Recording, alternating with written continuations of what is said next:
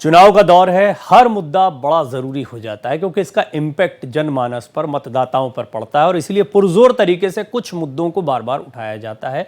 और PM Modi CAA के मुद्दे को अपनी कई रैलियों में उठा रहे हैं। पीएम मोदी ने सीएए कानून के विरोध को लेकर इंडिया गठबंधन पर करारा हमला भी बोला। यूपी के लालगंज में चुनावी सभा को संबोधित करते हुए पीएम मोदी ने कहा, जो लोग शरणार्थी बनकर हमारे यहाँ आए हैं उन्हें भारत की नागरिकता दी जा रही है। ये हमारी गारंटी की वजह से हुआ है। विरोधी डरा रहे हैं कि जब मोदी जाएगा तो सीएए को भी हटा दिया जाएगा। इस देश में अब कोई माई का लाल ऐसा नहीं जो सीएए को खत्म कर सके। यूपी के लालगंज की चुनावी रैली में पीएम मोदी ने सीएए कानून को लेकर इंडिया गठबंधन पर करारा वार किया। पीएम मोदी ने कहा, पाकिस्तान, बांग्लादेश, अफगानिस्तान से आए शरणार्थियों को भारत की नागरिकता देने का काम हो रहा है। जो अनाथ हैं उन्हें भारत की नागरिकता दी जा रही है। एक दिन पहले 15 मई को ऐसे लोगों को नागरिकता दी गई और विरोधी हैं कि उन्हें ये पच नहीं रहा है। पीएम मोदी ने विरोधियों को चिताया, चाहे कितनी भी ताकत लगा ले, सीए नहीं मिटा पाएंगे। आज तक ये इंडी गठबंधन वाले कहते हैं कि मोदी ये जो सीए लाया है ना, जिस दिन मोदी जाएगा ये सीएए भी जाएगा। भाइयों बहनों, क्या इस देश में अब कोई माई का लाल पैदा हुआ है जो सीएए को खत्म कर सके? जो भी ताकत इकट्ठी कर रही कर लो। मैं भी मैदान में हूं, तुम भी मैदान में हो। पीएम मोदी ने कहा, ये भारतीय नागरिकता पाने वाले लोग शरणार्थी बनकर लंबे समय से हमारे देश में रह रहे थे। ये वो लोग हैं जो धर्म के आधार पर भारत के बंटवारे का शिकार हुए। उन्हें अब अनाथ नहीं कहा जाएगा, अब वो सम्मान के साथ देश में रह सकेंगे। हजारों शरणार्थी परिवारों के पास उनकी पहचान होगी। हालांकि पीएम मोदी ने ऐसे शरणार्थियों का विरोध करने पर इंडिया गठबंधन के साथ कांग्रेस पर हमला किया। पीएम ने कहा कि महात्मा गांधी का नाम लेकर सत्ता की सीढ़ी पर चढ़ने वाली कांग्रेस ने गांधी की बातों को ही भुला दिया। गांधी ने कहा था कि गैर मुस्लिम कभी भी भारत आ सकते हैं, लेकिन कांग्रेस ने इन परिवारों की सुध तक नहीं ली। कांग्रेस के साथ सपा ने भी वोट बैंक के लालच में इन पर जुल्म किया। ये महात्मा गांधी का नाम लेकर के सत्ता की सीढ़ियां तो चढ़ जाते हैं, लेकिन महात्मा गांधी की बातों को याद नहीं रखते हैं। खुद महात्मा गांधी ने भरोसा दिया था कि वो कभी भी भारत आ सकते हैं। आपको बता दें कि एक दिन पहले ही 15 मई को केंद्रीय गृह सचिव अजय कुमार भल्ला ने भारतीय नागरिकता का सर्टिफिकेट 14 शरणार्थियों को बांटा। वहीं कुछ अन्य लोगों को ईमेल के जरिए डिजिटली साइन किए गए सर्टिफिकेट भी दिए गए, जिस पर शरणार्थियों ने खुशी जाहिर की। Bureau report, Bharat express.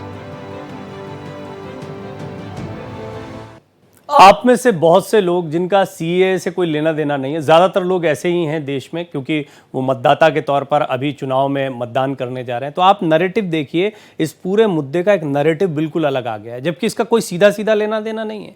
इसका लेना देना है उन लोगों से। इस पर अगर आप जब डिटेल में जाएंगे, रिसर्च करेंगे तो आप पाएंगे बांग्लादेश, पाकिस्तान, यहाँ पर हिंदू या अन्य कई धर्मों के लोग जो अल्पसंख्यक हैं वहाँ पर, इन देशों में उनकी तादाद बड़ी तेज़ी से गिरती चली गई। यहाँ पर प्रताड़ना या ऐसे बहुत सी चीज़ें हुई जिसके बाद में इन लोगों को शरण लेने के लिए भारत आना पड़ा और यहाँ पर अब उनको नागरिकता दी जा रही है। ये मुद्दा था, लेकिन अब धीरे धीरे इस मुद्दे को बहुत अलग अलग तरीके से पेश किया गया है और इसी वजह से प्रधानमंत्री मोदी को विपक्ष पर निशाना साधने का एक बड़ा मौका मिला। उन्होंने सीएए का जिक्र करते हुए कई बड़ी बातें कही हैं। हिंदू, सिख, बौद्ध धर्म के लोगों को भारत की नागरिकता देने का काम शुरू है। जैन, पारसी और ईसाई धर्म के लोगों को भी सीएए का फ़ायदा होगा। देखिए, जैसा मैंने कहा कि ये लोग वहाँ बांग्लादेश और पाकिस्तान में ये अल्पसंख्यक हैं और वहाँ पर इनके साथ प्रताड़नाएं होती हैं। इसके कई ऐसे इंसिडेंसेस आ चुके हैं। सीएए का फ़ायदा क्या है वो भी समझने जैसी बात है। सीएए को लेकर प्रधानमंत्री जो बातें कह रहे हैं वो इसलिए समझने जैसी है क्योंकि उन लोगों के दर्द को कोई नहीं जानता है। लोगों को 15 मई को भारत की नागरिकता मिली है और सीए लागू होने के करीब 2 महीने बाद भारत की नागरिकता दी गई है। ये वो लोग हैं जो शरणार्थी बनकर लंबे समय से हमारे देश में रह रहे हैं। ये वो लोग हैं जो धर्म के आधार पर हुए भारत के बंटवारे का शिकार हुए थे, जो अब तक अनाथ की तरह रहे हैं, लेकिन अब वो सम्मान के साथ रहेंगे। आने वाले महीनों में बंगाल से लेकर दिल्ली, पंजाब तक नागरिकता मिलेगी। हजारों शरणार्थी परिवारों के पास उनकी पहचान होगी। प्रधानमंत्री मोदी ने यह भी कहा कि ये हमारी गारंटी की वजह से हुआ है। पीएम मोदी ने विरोधियों को चेताया, चाहे कितनी भी ताकत लगा लो, मैं भी मैदान में हूं, तुम भी मैदान में हो, लेकिन सीए नहीं मिटा पाओगे। तो कुल मिलाकर पीएम मोदी की हुंकार देखने को मिली है। सीए विरोधियों पर उन्होंने वार किया है। उन्होंने कहा है कोई माई का लाल सीए नहीं हटा सकता। सीए पर कांग्रेस के रुख पर भी प्रधानमंत्री मोदी का कड़ा प्रहार हुआ है। इंडी गठबंधन के लोगों को भी पीएम मोदी ने घेरा है। महात्मा गांधी का नाम भी उन्होंने लिया और कांग्रेस सत्ता की सीढ़ी चढ़ी। प्रधानमंत्री मोदी ने महात्मा गांधी का जिक्र किया चुनाव में। ये भी बड़ा दिलचस्प पहलू है क्योंकि महात्मा गांधी जो है वो पहले ही कह चुके थे कि ये लोग जब आना चाहें तब आ सकते हैं और ये फैक्चुअल चीज़ है। लेकिन महात्मा गांधी का नाम लेकर कांग्रेस सत्ता की सीढ़ी चढ़ी, महात्मा गांधी की बातों को भूल गई, याद नहीं रखा। महात्मा गांधी ने कहा था कि गैर मुस्लिम कभी भी भारत में आ सकते हैं। हजारों परिवारों ने अपने धर्म संस्कृति को बचाने के लिए भारत मां की कोख में शरण ली। कांग्रेस ने कभी ऐसे परिवारों की सुध तक नहीं ली। भारत की शरण लेने वाले ओबीसी और दलित समाज से ज्यादातर लोग हैं। वोट बैंक के लालच में कांग्रेस, समाजवादी पार्टी, इनके साथियों ने इन पर जुल्म किया। ये प्रधानमंत्री मोदी के हमले हैं। इनकी सरकारों ने सीए के नाम पर झूठ का पहाड़ खड़ा किया है। इन दलों ने यूपी समेत पूरे देश को दंगों की आग में झोंकने का प्रयास किया है और अब ये कह रहे हैं कि मोदी जाएंगे तो सीए भी चला जाएगा, लेकिन कोई माई का लाल नहीं है जो सीए को खत्म कर सकता है। ये बात प्रधानमंत्री मोदी ने एक बार फिर कही। और इंडी गठबंधन वाले कहते हैं कि मोदी सीए लेकर आया है। ये कह रहे हैं कि जब जाएंगे तो सीए को हटा दिया जाएगा। प्रधानमंत्री मोदी का ये स्टैंड साफ तौर पर बताता है कि सीए को लेकर वो किस तरीके से अग्रेसिवली विपक्ष पर वार कर रहे हैं और ये मुद्दा आने वाले दिनों में भी गरमाएगा। आज का दिन बहुत ऐतिहासिक है। ऐतिहासिक दिन है। आज दशकों का इंतजार समाप्त हुआ और सीए के माध्यम से पाकिस्तान, बांग्लादेश और अफगानिस्तान के से धार्मिक प्रताड़नाओं के कारण भारत आए हिंदू, सिख, बौद्ध, जैन, पारसी और ईसाई भाई बहनों को भारत की नागरिकता मिलनी शुरू हुई। ये बातें कही हैं गृह मंत्री अमित शाह ने। आज़ादी के समय किए गए वादे को आज प्रधानमंत्री मोदी ने पूरा करके दिखाया है। दशकों तक पीड़ित इन लोगों को न्याय और उनका अधिकार देने के लिए मोदी जी का आभार व्यक्त करता हूं। साथ ही अपने सभी शरणार्थी बहनों भाइयों को विश्वास दिलाता हूं कि मोदी सरकार सीएए से हर एक शरणार्थी को नागरिकता देकर रहेगी। ये गृह मंत्री अमित शाह का एक्स पर पोस्ट है। उन्होंने इस बात को लिखा है। यानी बीजेपी के तमाम बड़े नेता अब ये बात कह रहे हैं। सीएए को समझ लेते हैं नागरिकता संशोधन अधिनियम। और अगर नागरिकता संशोधन अधिनियम को समझे तो मोटे तौर पर, जैसा हमने आपको शुरुआत में ही बताया कि पाकिस्तान और बांग्लादेश, खासकर इन दो देशों की बात होती है। इसलिए होती है क्योंकि यहाँ पर हिंदू, जो कई हिंदू थे बंटवारे के समय वहीं पर रह गए थे और बड़ी तादाद थी इनकी। जब आप इस पर जाएंगे, मैंने कई कार्यक्रम किए, उसमें बहुत शोध में ये सामने आया कि एक समय पर बड़ी अच्छी खासी तादाद हुआ करती थी हिंदुओं की बांग्लादेश वाले हिस्से में। जब पाकिस्तान था, संयुक्त पाकिस्तान हुआ करता था, बांग्लादेश भी पाकिस्तान का हिस्सा था। लेकिन बाद में जब बांग्लादेश अलग हो गया, पाकिस्तान अलग हो गए, तब भी बांग्लादेश में भी इसी तरीके से प्रताड़नाएं जारी रहीं। यहाँ पर कई कट्टरपंथी होते हैं जो अन्य धर्मों के लोगों के साथ वो व्यवहार नहीं करते, जैसा भारत में जिस तरह का लोकतंत्र है, भारत में जिस तरह से सभी धर्मों को साथ में लेकर चलने की एक रीति रही है, वो इन देशों में नहीं देखने को मिलती है। और यहाँ पर जो अल्पसंख्यक होते हैं उनके साथ में बहुत बुरा बर्ताव होता है। इसकी कई तस्वीरें आई हैं, वो चाहे इनके धार्मिक स्थलों को तोड़ने, ख़त्म करने की बात हो। ये आप देख रहे हैं कौन कौन से धर्मों के लोग हैं, हिंदू, सिख, जैन, बौद्ध, पारसी, ईसाई, ये वो लोग हैं। अब इसको लेकर बड़ा मुद्दा बनाया गया था। इसको लेकर मुद्दा बनाया गया कि इसमें मुस्लिम क्यों नहीं, तो मुस्लिम तो वहाँ पर बहुसंख्यक हैं, यानी कि ये लोग वो हैं जो वहाँ पर प्रताड़ित किए गए हैं और उसके बाद में रिफ्यूज लेकर आते हैं या भारत से मदद मांगते हैं कि भाई हम वहाँ जिंदा नहीं रह पाएंगे या धर्म परिवर्तन करना पड़ता है, अपने धर्म का पालन नहीं कर पाएंगे, तो फिर उनको नागरिकता दी जाती है। सीए के तहत कैसे नागरिकता मिलती है वो थोड़ा समझ लें। आवेदन आते हैं, हिंदू, सिख, जैन, बौद्ध, पारसी, ईसाई, ये धर्म हैं, इनके आवेदन आए, इन लोगों ने जिन जिन लोगों ने आवेदन किया था, जो चाहते थे, यानी ये रह तो रहे हैं भारत में, लेकिन इन्हें नागरिकता नहीं मिली थी अभी, और अब पहचान नहीं मिली, एक हिंदुस्तानी की पहचान नहीं मिली। अब सीए के तहत कैसे नागरिकता मिली है? सभी वेरिफिकेशन के बाद 14 लोगों को नागरिकता दी गई है। केंद्रीय गृह सचिव अजय कुमार भल्ला ने इसके सर्टिफिकेट बांटे, यानी कि अब ये लोग भारत के नागरिक हो गए, इनको वो नागरिकता वाले अधिकार मिलेंगे। आपने देखा होगा कई देशों के लोग होते हैं, वो आते हैं या दूसरे देशों की नागरिकता लेते हैं, लेकिन ये मामला थोड़ा सा अलग है। ये लोग रिफ्यूजी के तौर पर बड़े लंबे समय से रह रहे हैं, इनको शरणार्थी के तौर पर भारत में जगह मिली, लेकिन भारत के नागरिक का अधिकार नहीं था, अब इनको वो अधिकार मिल रहा है। भारत में बुधवार को सीए के तहत 14 लोगों को भारत की नागरिकता इसी तरह से दी गई है, जिसके बाद उन लोगों ने बताया कि भारत आने के बाद उनकी ज़िंदगी में क्या क्या बदलाव आए हैं। तो सभी वेरिफिकेशन के बाद इनको सर्टिफिकेट मिल गए। अब इनके जीवन में क्या बदलाव आए हैं वो ज़रा हम आपको सुनवाते हैं। सर ड्रीम कम ट्रू वाली फीलिंग है, मतलब दिल बहुत खुश है कि नया जन्म हो गया, लाइक नया बॉर्न हो गया, मतलब कि बहुत खुशी है इस चीज की कि नागरिकता मिल गई हमें। सर इंसान को राइट्स नहीं होते तो फिर किस काम के, इससे राइट्स मिलेंगे, लाइक हम आगे जाके मतलब एजुकेशन लेवल में भी आगे जा सकते हैं, कुछ नौकरी वोकरी कुछ भी मिल सकता है हमें, मेजोरिटी हो सकती है हमारी। ऐसे बहुत मतलब बहुत अच्छी फीलिंग है। आज तो बहुत खुश है कि हमारे को नागरिकता मिल गई है। और मैं जैसे वहां से आया तो मैं मेरे यहाँ पे सर्टिफिकेट नहीं था तो मैं पढ़ भी नहीं पाया, तो अभी तो हाल फिलहाल छोटा मोटा काम कर रहे हैं, तो और अभी सर्टिफिकेट मिल गया तो ऐसा है कि हम बहुत खुश हैं और हमारे बच्चे भी इससे पढ़ पाएंगे। बहुत समय से इंतजार था कि हमें कब नागरिकता मिलेगी, कब यहाँ के हम होंगे और कब हमारे बच्चे पढ़े लिखेंगे। ये अभी शुक्र है मोदी जी का, यहाँ के देश का, कि हमें नागरिकता मिल गई। ऐसा महसूस हो रहा कि हमारे एक नया जन्म हो गया इंडिया में आके, और नागरिकता मिल गई, इससे ज्यादा और हमें कुछ नहीं चाहिए सरकार से। और मोदी जी का बहुत बहुत धन्यवाद करना चाहते हैं हम कि हमें इतनी बड़ी जो सब किसी को नहीं मिली आज तक, वो हमें मिल गई है नागरिकता आज।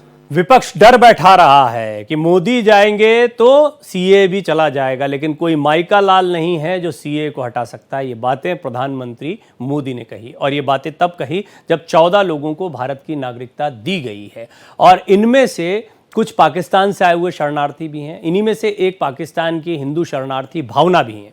भारत की नागरिकता मिलने के बाद उन्होंने पीएम मोदी और केंद्रीय गृह मंत्री अमित शाह को धन्यवाद दिया। पाकिस्तान की हिंदू शरणार्थी भावना ने बताया कि पाकिस्तान में लड़कियों पर बहुत जुल्म होते हैं।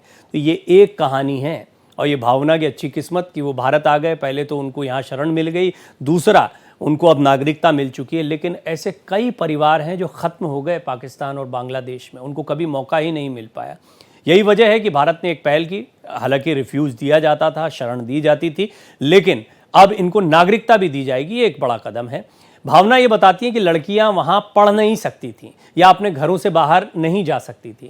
मुसलमान हिंदू लड़कियों का अपहरण कर लेते थे और इन्हें जबरन इस्लाम कबूल करने के लिए दबाव बनाते थे। ये भावना की आप बीती, और ऐसा कई जगहों पर आपको बांग्लादेश और पाकिस्तान के हिंदू, सिख, पारसी, ईसाई समुदाय के लोगों की ये कहानियाँ सुनने को मिलेंगी। उन पर इस तरह के जुल्म हुए हैं, किसी से छिपी हुई बात नहीं है। और भावना इसका जीता जागता सबूत है। वो खुद बता रही हैं, आंखों देखी बता रही हैं, जो उन्होंने झेला वो बता रही हैं।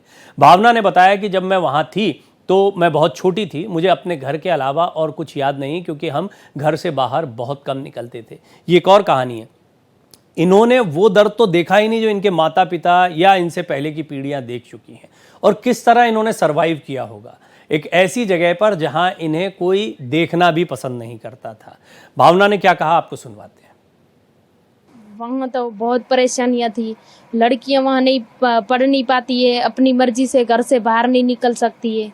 और जो लोग कहीं तीर्थ वगैरह करने जाते हैं तो लड़कियाँ वहाँ पढ़ी लिखी नहीं है, कभी भटक जाती है तो मुसलमान उनको उठा लेते हैं और धर्म परिवर्तन करवाते हैं। लड़कियों को धर्म परिवर्तन करवाते, इसलिए लड़कियाँ वहाँ बहुत डरती है, इतना डरती है, घर से भी बाहर नहीं निकलती है।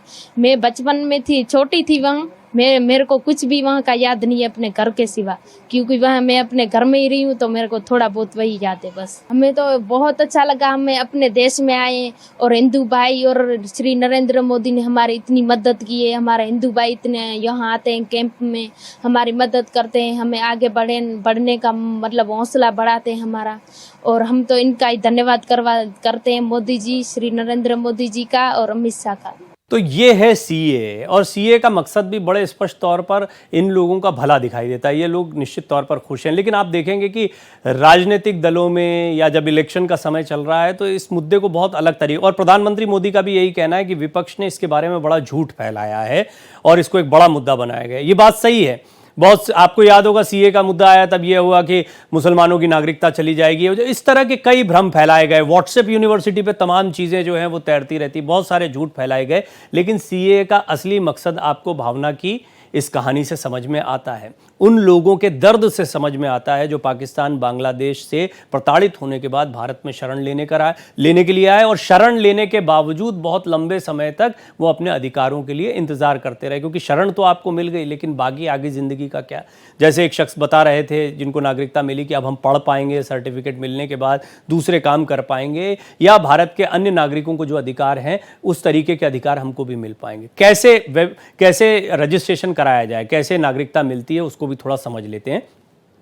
वेब पोर्टल पर रजिस्ट्रेशन कराना होगा, सरकारी जांच पड़ताल के बाद नागरिकता मिल जाएगी, बड़ा आसान है।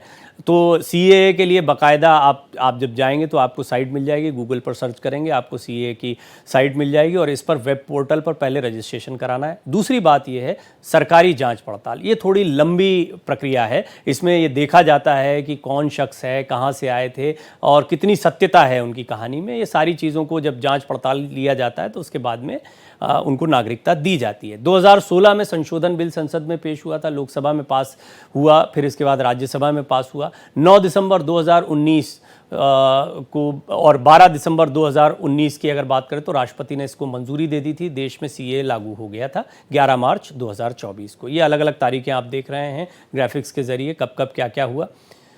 बड़ा लंबा समय लग गया, क्योंकि ये कोई नई बात नहीं है। ऐसा नहीं है कि ये सिर्फ भारतीय जनता पार्टी, निश्चित तौर पर अब इसका श्रेय जाएगा क्योंकि उन्होंने सर्टिफिकेट बांटने शुरू कर दिए हैं, तो इसको एक उपलब्धि की तरह बताया जा रहा है कि सीए को लागू कर दिया गया है और बाकायदा सर्टिफिकेट भी बांटे जा रहे हैं। इसको प्रधानमंत्री नरेंद्र मोदी, गृह मंत्री अमित शाह लगातार लोगों के सामने रख रहे हैं।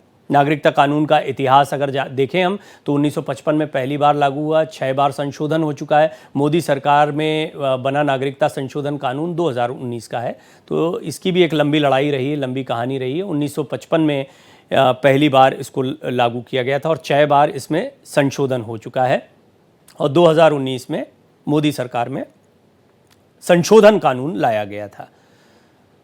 अब धार्मिक आधार पर प्रताड़ित शरणार्थियों को नागरिकता, पहली चीज़ बहुत स्पष्ट है, और इसमें पाकिस्तान ही नहीं, अब पाकिस्तान बांग्लादेश के अलावा अफगानिस्तान भी आता है। और जैसा हमने आपको बताया अल्पसंख्यक वहाँ कौन है, हिंदू, सिख, ईसाई, पारसी, इन लोगों को इनके पुनर्वास और नागरिकता के लिए काम किया जा रहा है, क्योंकि इनको बहुत प्रताड़नाएं मिली हैं। सांस्कृतिक, भाषा, सामाजिक पहचान, इसकी रक्षा करना बहुत ज़रूरी है। कारोबारी हों, फ्री मूवमेंट जैसे अधिकार सुनिश्चित करने की बात है। मानवीय दृष्टिकोण से शरणार्थियों को मूलभूत अधिकार देने की बात है। अनाथ जीवन से मुक्ति, नए कानून से शक्ति इनको मिलती है। कोविड महामारी के कारण लागू करने में देरी हुई थी, नहीं तो इसको और पहले लागू कर दिया जाता। धार्मिक आधार पर प्रताड़ित शरणार्थियों को नागरिकता देने की ये बात कोई नई नहीं है, लेकिन इसको लागू करने का श्रेय मोदी सरकार को गया, क्योंकि उन्होंने सर्टिफिकेट बांटने शुरू कर दिए हैं। और सीए पर हर भ्रम टूटेगा, ये जो बात कही जा रही है इसको भी थोड़ा सा समझ लेते हैं। अफवाह क्या है, सच क्या है। नागरिकता छीनने की कोशिश की बातें बहुत आती थी। नागरिकता देने का जो कानून है उसको नागरिकता छीनने का कानून कैसे बना दिया गया, ये किस तरीके से हुआ। भारतीय नागरिकों पर इसका कोई प्रभाव नहीं है। और मुस्लिमों की ये शरणार्थियों को नागरिकता देने का कानून है, मुस्लिमों पर कोई इसका ऐसा असर नहीं है। जो जिस तरह की बातें कही गई थी वो ज़रा आप देख रहे हैं कि अफवाह क्या थी। ये चुनावी स्टंट है, बिल 4 साल पहले पारित हो चुका है। ये चुनावी स्टंट नहीं है, आज की बात नहीं। अफवाह थी, नागरिकता छीनने की कोशिश है, जबकि सच ये है कि ये नागरिकता देने का कानून है। अफवाह थी कि भारतीय नागरिकों पर प्रभाव पड़ेगा, लेकिन भारतीय नागरिक, मैंने शुरुआत में कहा, कोई लेना ही देना नहीं है, ये बिल्कुल अलग मसला है। इसको समझना चाहिए कि भारत की एक बड़ी पहल है। इसको राजनीति से ऊपर उठकर सोचना चाहिए, उन लोगों के दर्द को समझते हुए इसको समझना चाहिए। और देश में चुनाव में वोट डालने का अधिकार सिर्फ भारतीय नागरिकों को है। नागरिकता मिलने के बाद पाकिस्तान, अफगानिस्तान से आए गैर मुस्लिम भी वोट डाल सकेंगे। बांग्लादेश से आए गैर मुस्लिमों को भारत में वोट डालने का अधिकार होगा। ये वो लोग हैं जो वहाँ अल्पसंख्यक थे, वहाँ सताए गए थे और फिर यहाँ आए हैं, तो अब इनको वोट डालने का अधिकार मिलेगा। और भारत में चुनाव लड़ने के लिए ज़रूरी शर्तों में से एक भारतीय नागरिकता होना है। भारत में वही व्यक्ति चुनाव लड़ सकता है जो भारत का नागरिक हो। तो अब अगर ये नागरिक बन जाते हैं, हासिल करने वाला कोई भी व्यक्ति जो है वो चुनाव लड़ सकता है इस आधार पर। तो अब भारत में संवैधानिक पद, ये वो चीज़ें हैं जो अब इसके बाद में इन लोगों को फ़ायदा होने वाला है, जिन लोगों को सर्टिफिकेट। भारत में संवैधानिक पद है, पहले किसी भी प्रवासी शरणार्थी या फिर विदेशी नागरिक को नहीं मिलता था। भारतीय नागरिकता मिलने से संवैधानिक पद इनको मिल पाएगा। ये सरकारी योजनाओं का लाभ ले सकते हैं, राज्य या फिर केंद्र सरकार की योजनाओं और कार्यक्रम का लाभ इन लोगों को मिल सकता है। और ये बहुत ज़्यादा ज़रूरी होता है ऐसे लोगों के लिए जो संघर्ष कर रहे हैं। भारतीय नागरिकता हासिल कर ये सरकारी योजनाओं का लाभ ले पाएंगे। मौलिक अधिकारों की बात करें तो इसमें भी बड़ा फायदा है। भारतीय संविधान के तहत भारतीय नागरिकों को कुछ मौलिक अधिकार मिले हुए हैं। इन गैर मुस्लिमों को भी मौलिक अधिकारों का फायदा मिल सकेगा। भारतीय नागरिकता मिलने के बाद सभी मौलिक अधिकार हासिल कर सकेंगे। अब भारतीय नागरिकता खत्म हो सकती है, कैसे जा सकती है ये भी जान लीजिए कि इनकी नागरिकता जा भी सकती है। भारतीय नागरिकता कानून की धारा 9 में नागरिकता खत्म करने का जिक्र है। 3 तरीकों से किसी भी व्यक्ति की भारतीय नागरिकता खत्म हो सकती है। पहला, व्यक्ति खुद अपनी मर्जी से किसी दूसरे देश की नागरिकता कर ले। ये बात सिर्फ इन पर लागू नहीं होती, ये सब पर लागू होती है। दूसरा ये कि कोई व्यक्ति अपनी मर्जी से भारत की नागरिकता त्याग दे। सरकार को भी किसी व्यक्ति की नागरिकता खत्म करने का अधिकार होता है। देश विरोधी गतिविधि में शामिल होने, आपने देखा होगा बड़े बड़े आतंकी होते हैं जो भाग जाते हैं, दूसरे देशों में पनाह ले लेते हैं। भारतीय संविधान के अपमान पर, अवैध तरीके से भारतीय नागरिकता हासिल करने पर नागरिकता खत्म हो सकती है। 7 साल से ज़्यादा लंबे वक्त से भारत से बाहर रहने पर भी नागरिकता खत्म हो सकती है।